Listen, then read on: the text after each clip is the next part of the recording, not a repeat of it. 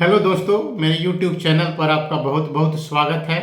Jharkhand session को हम लोग आगे बढ़ाते हैं। लास्ट वीडियो में हम लोग झारखंड के सदानों पर जो है सो चर्चा किए थे और आज हम लोग झारखंड के आदिवासी टॉपिक पर जो है सो चर्चा करेंगे। सिलेबस अगर आप देखेंगे तो आप पाएंगे कि झारखंड के आदिवासी वाला जो टॉपिक है उससे एक प्रश्न जो है सो परीक्षा में पूछे जाएंगे। ठीक है, झारखंड की संस्कृति या आदिवासियों की संस्कृति अलग से जो है सो हम लोगों को पढ़ना है। आने वाले वीडियो में विभिन्न जनजातीय समूहों के बारे में है ना अलग से जो है सो हम वीडियो बनाएंगे और विभिन्न जनजातियों के है ना सांस्कृतिक पक्षों को जो है सो आपको बताने का हम प्रयास करेंगे। फिलहाल ये झारखंड के आदिवासी वाला जो टॉपिक है तो इसमें एक सामान्य जो है सो जानकारी आपको जो है सो रखना चाहिए। ठीक है, आदिवासी जो शब्द है तो हम लोग पाते हैं कि आदि प्लस वासी से जो है सो बना हुआ है ना।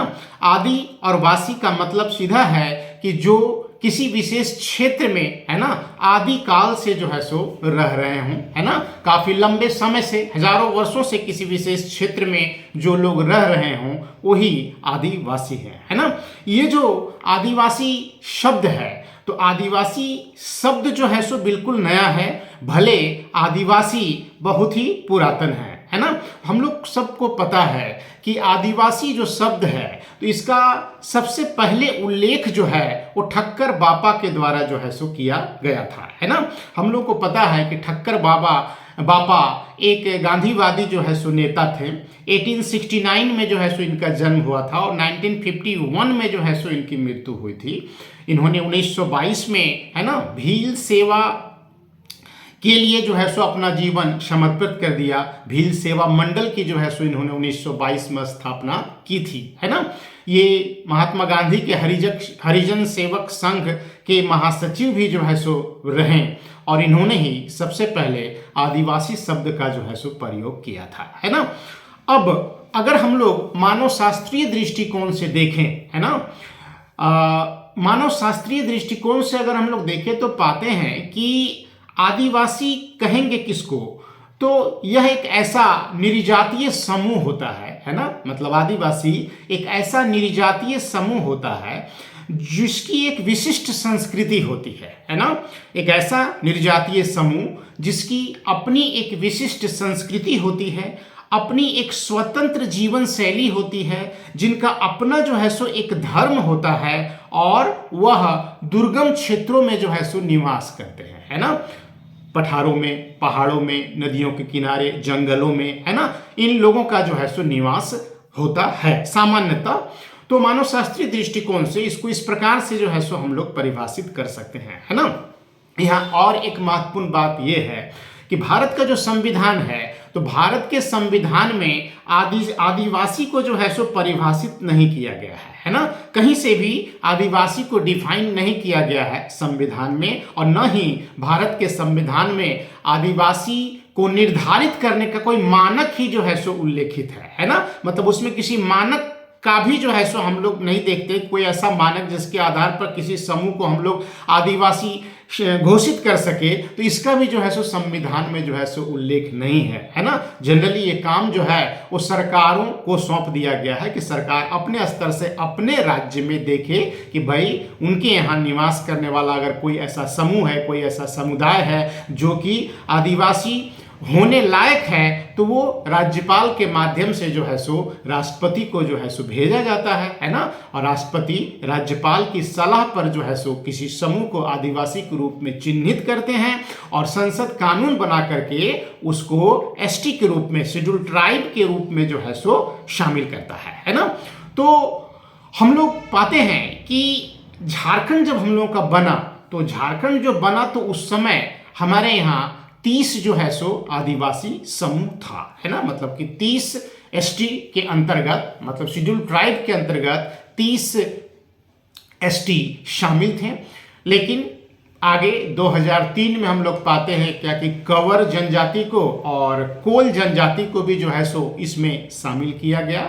इससे इसकी संख्या बढ़ के 32 हो गई और 2022 में हम लोग पाते हैं क्या कि एक और जनजाति है ना, एक और निर्जातीय समूह, जिसको हम लोग पुराण के नाम से जानते हैं या पूरन के नाम से जानते हैं, इनको भी जो है सो एसटी के रूप में जो है सो चिन्हित किया गया है, इनको भी एसटी में जो है सो शामिल किया गया है। इस प्रकार से वर्तमान में झारखंड में जो है सो जनजातियों की जो संख्या हो गई है वो 33 हो गई है, जो पहले 32 था, है ना। नया जो शामिल एसटी ग्रुप है इसमें वो पुराण या पूरन जो जनजाति कहलाती है, इसको आपको ध्यान में रखना है ना। अब अगर हम लोग झारखंड के आदिवासियों की बात करें तो हम लोग पाते हैं कि कई मायनों में झारखंड में निवास करने वाले जो ये आदिवासी समूह हैं, तो ये भारत के दूसरे राज्यों के आदिवासी समूहों से कई मामलों में या कई मायनों में जो है सो कुछ अलग विशिष्टता जो है सो रखते हैं, है ना। खास करके नॉर्थ ईस्ट के क्षेत्र में जो आदिवासी समूह रहते हैं, जैसे जयंतिया हो गया, गारो हो गया, है ना, खासी हो गया, तो ये सब जो जनजातीय समूह हैं, तो इनसे जो है सो झारखंड के जनजातियां, है ना, कुछ अलग विशिष्टता लिए हुए हैं। उस पर भी हम लोग जो है सो चर्चा करेंगे। फिलहाल झारखंड के आदिवासी में, है ना, कुछ चीज और हम लोगों को समझ लेना चाहिए कि भाई प्रजाति की दृष्टि से या रेस की दृष्टि से जो है सो झारखंड में निवास करने वाले आदिवासियों को जो है सो हम लोग कहाँ रखेंगे, है ना। तो झारखंड के जितने भी आदिवासी हैं, ठीक है ना, 33 जो आदिवासी समूह हैं, तो ये निर्जातीय दृष्टिकोण से या रेस की दृष्टि से ये सभी के सभी जो है सो प्रोटो ऑस्ट्रोलॉइड हैं, है ना। ये सभी प्रोटो ऑस्ट्रोलॉइड समूह के अंतर्गत जो है सो आते हैं, है ना। एक मानव शास्त्री हुए जिनका नाम विराज शंकर गुहा हुआ, तो विराज शंकर गुहा BS गुहा के अनुसार झारखंड के जितने भी आदिवासी हैं, जितने भी एसटी हैं, ये सभी प्रोटो ऑस्ट्रोलॉइड समूह के अंतर्गत जो है सो आते हैं। अब ये प्रोटो ऑस्ट्रोलॉइड जो रेस है, तो प्रोटो ऑस्ट्रोलॉइड का अपना जो है सो कुछ फीचर है ना। उनका जो शारीरिक जो गठन है, शारीरिक जो रूप रंग और आकार है, वो निश्चित रूप से दूसरे प्रजातीय समूह से जो है सो अलग है। तो क्या क्या विशेषता होता है ना, प्रोटो ऑस्ट्रोलॉइड का शारीरिक लक्षण किस प्रकार का है, तो दो चार चीज आपको जो है सो ध्यान में रख लेना चाहिए कि ये जो प्रोटो ऑस्ट्रोलॉइड जो समूह है, ये जो रेस है, तो सामान्यतः प्रोटो ऑस्ट्रोलॉइड के अंतर्गत जो आने वाले जो लोग हैं, है ना, तो इनका रंग जो होता है वो काला होता है, मतलब इनकी त्वचा का रंग जो है वो काला होता है। फिर इनका कद जो है वो मध्यम कद होता है, मतलब ये बहुत ज्यादा जो है सो लंबे नहीं होते हैं, है ना। इनकी नाक जो है वो नाक चौड़ी होती है ना, और चपटी भी होती है, और भीतर की तरफ जो है सो पूरी तरह से धंसी हुई होती है ना। मतलब कि यहाँ जो है ना, वो धसी हुई होती है, और नाक का अगला भाग चौड़ा होता है और चपटा भी होता है ना। फिर हम लोग पाते हैं कि ये जो होते हैं, तो शारीरिक रूप से देखा जाए तो शारीरिक दमखम और क्षमता जो है सो इनमें निश्चित रूप से जो है सो पाई जाती है ना। शारीरिक श्रम करने की जो है सो शक्ति इनमें हम लोग देखते हैं कि पाई जाती है ज्यादा दूसरे निर्जातीय समूह से, है ना। तो ये प्रोटो ऑस्ट्रोलॉइड का जो है सो कुछ एक लक्षण था जो आपको ध्यान में रखना है ना। अगर हम लोग झारखंड के आदिवासियों की भाषा को अगर हम लोग देखें, तो मोटा मोटी हम लोग यही पाते हैं कि झारखंड में जो भी एसटी रहते हैं वो दो प्रकार की जो है सो भाषा का प्रयोग करते हैं, या दो अलग अलग भाषा परिवार से जो है सो संबंधित बोलियों का जो है सो प्रयोग करते हैं, है ना। जिसमें नंबर 1 जो है वो ऑस्ट्रो एशियाटिक भाषा समूह है। ऑस्ट्रो एशियाटिक भाषा समूह के अंतर्गत हम लोग पाते हैं क्या कि अधिकांश जो झारखंड की जनजातियां हैं वो ऑस्ट्रो एशियाटिक भाषा परिवार की बोली का जो है सो प्रयोग करते हैं, जिसको आग्नेय भाषा समूह भी जो है सो हम लोग कहते हैं। जैसे संथाली है, मुंडारी है, खड़िया है, बिरहोर है ना। तो ये सब ऑस्ट्रो एशियाटिक भाषा परिवार के अंतर्गत जो है सो आती है ना। फिर हम लोग पाते हैं कि दो ऐसी भाषा है या दो ऐसे जनजातीय समूह हैं, है ना, जो कि द्रविड़ भाषा परिवार की बोली का जो है सो प्रयोग करते हैं झारखंड में। एक आपका उरांव और दूसरा आपका पहाड़िया। उरांव जो है वो कुड़ुख भाषा का प्रयोग करती है और जो पहाड़िया है वो मालतो भाषा का जो है सो प्रयोग करती है। ये दोनों जो है वो द्रविड़ भाषा परिवार के अंतर्गत जो है सो आता है ना। तो मुख्य रूप से झारखंड की जो ये 33 जनजातियां हैं, तो ये दो भाषा परिवार की भाषाओं का या बोलियों का जो है सो प्रयोग करते हैं। एक ऑस्ट्रो एशियाटिक भाषा परिवार अधिकांश इसी में शामिल है, और दो मुख्य रूप से, एक आपका उरांव और दूसरे जो है सो पहाड़िया, ये द्रविड़ भाषा परिवार की बोली का जो है सो प्रयोग करते हैं, है ना। इसको आपको ध्यान में रखना है। फिर अगर हम लोग झारखंड के आदिवासियों के सामाजिक जीवन पर चर्चा करें, हालांकि इसके बारे में विस्तार से हम लोग अलग वीडियो में समझेंगे, है ना। तो सामाजिक जीवन में हम लोग यही पाते हैं कि झारखंड के जो आदिवासी हैं, इनका जो समाज होता है ये पितृसत्तात्मक होता है ना, मातृसत्तात्मक ये नहीं होता, है ना। टोटल जितनी भी जनजातियां झारखंड में निवास करती हैं, इन सबों का समाज का जो स्वरूप है वो पितृसत्तात्मक है। पुत्री को संपत्ति में जो है सो अधिकार नहीं मिलता है ना। हालांकि महिलाओं की स्थिति जो है वो निश्चित रूप से आदिवासी ग्रुप में, है ना, ज़्यादा बेहतर है दूसरे समुदाय की तुलना में, लेकिन समाज का स्वरूप पितृसत्तात्मक ही है।